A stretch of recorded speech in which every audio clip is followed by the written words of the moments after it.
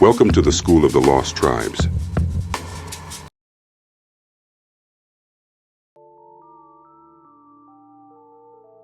The Cedar of Redemption, Yahweh Shai, and the Lost Tribes of Israel. There is a mystery hidden beneath the canopy of the Scriptures, a mystery concealed from the world, but revealed to the remnant. The gospel of the kingdom is not a universal invitation to all mankind, but a precise covenantal call to the scattered, the broken, the forgotten, the lost sheep of the house of Israel. Yahweh Shai, the Anointed One, did not come for every nation under the sun, but for his people, the ones whom Yahweh had cast afar off, scattered among the Gentiles, hidden like seeds buried in the soil of foreign lands, as it is written in Matthew 10:5-6, "Go not into the way of the Gentiles, and into any city of the Samaritans enter ye not, but go rather to the lost sheep of the house of Israel." This command, clear and direct, seals the intent of the mission, not global salvation, but tribal restoration. The northern kingdom, divorced and dispersed, was not abandoned. No, Yahweh had a plan. Like cedar trees growing strong on the mountains of Lebanon, their roots ran deep, though unseen. The cedar, tall and majestic, was the wood chosen for the Temple of Solomon, a symbol of enduring strength and royal covenant.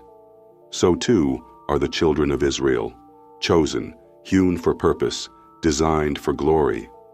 Yahweh Shai is our cedar. He is the strength in the wilderness, the noble trunk amidst dry lands. His mission was not to craft a new faith for all peoples, but to call his own back from dispersion, to reforge the broken house of Israel into one stick, one nation, under one king.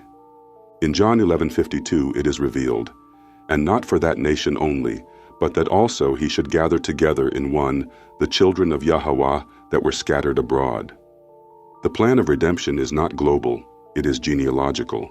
The word salvation, so often misused, means deliverance from enemies, real, physical, national enemies, as seen in Luke 1:71, that we should be saved from our enemies and from the hand of all that hate us.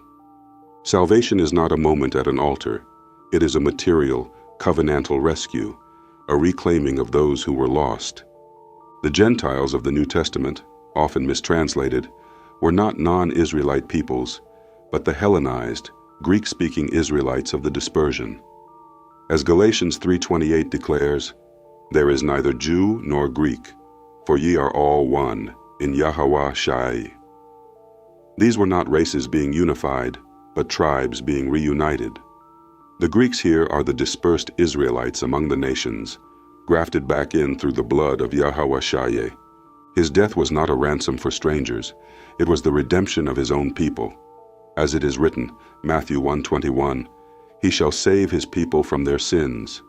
His people, not the world, not the nations. His people, Israel. He is the majestic cedar, planted by Yahweh, destined to reign from the throne of David over the house of Jacob forever. The kingdom he preached was the kingdom of heaven, promised to Israel, structured by covenant, and waiting to be restored in power and glory.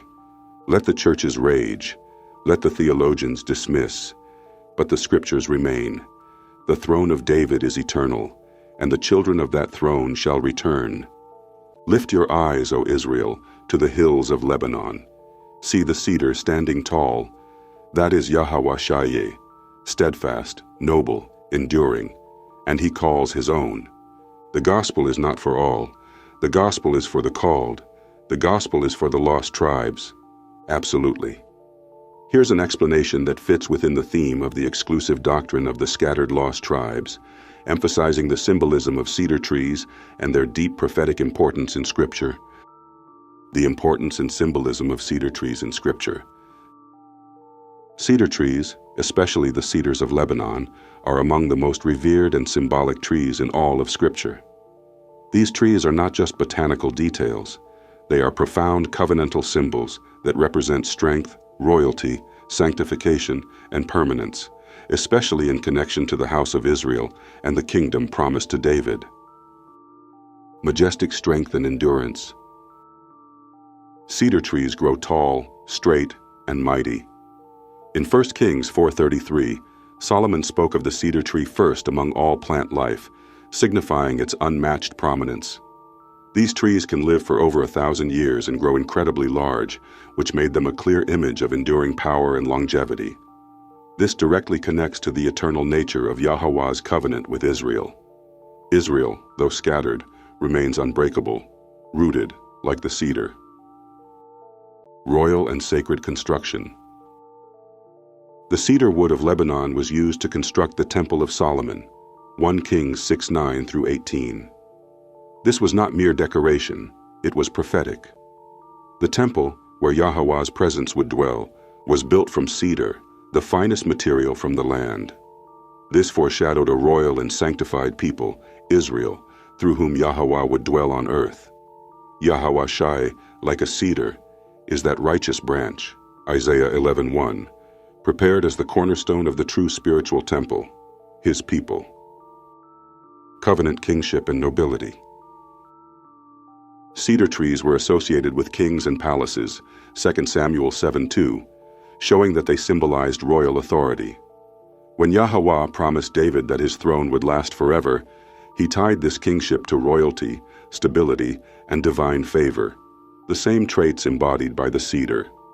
Yahweh Shai, the son of David, is symbolized as the true cedar, strong and enduring, fit to reign over the house of Jacob forever, Luke 1:32-33. Restoration and growth for Israel. In Hosea 14:5-6, the regathered Israel is likened to a flourishing cedar.